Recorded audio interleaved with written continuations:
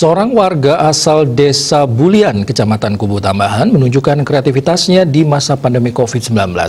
Ia merakit sebuah mobil replika Formula One dari mesin ATV 125cc yang persis dengan kendaraan pembalap legendaris Michael Schumacher.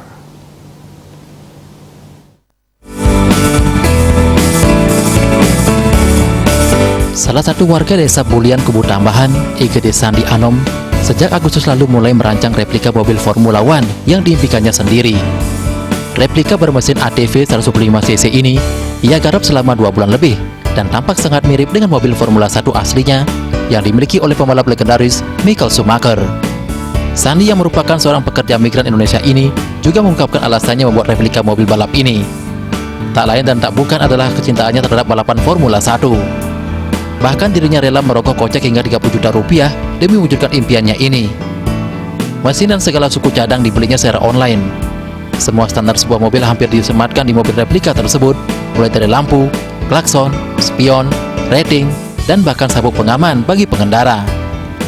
Hanya saja karena menggunakan mesin ATV, surat-surat dari kendaraan replika tersebut tidak ada.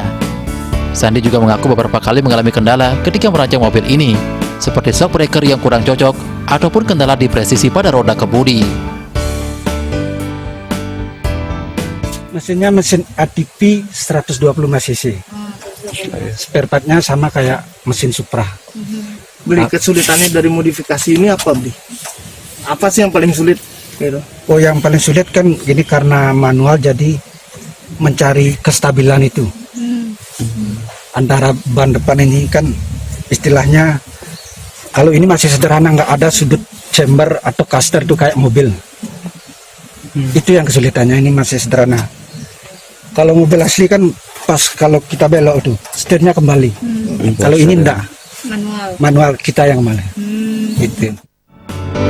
Sandi sendiri sangat mengidolakan pembalap legenda F1 Michael Schumacher dan mempunyai mimpi untuk bisa menonton langsung balapan Formula 1 yang suatu saat diharapkan bisa terwujud. Komang Yuda, Bali TV.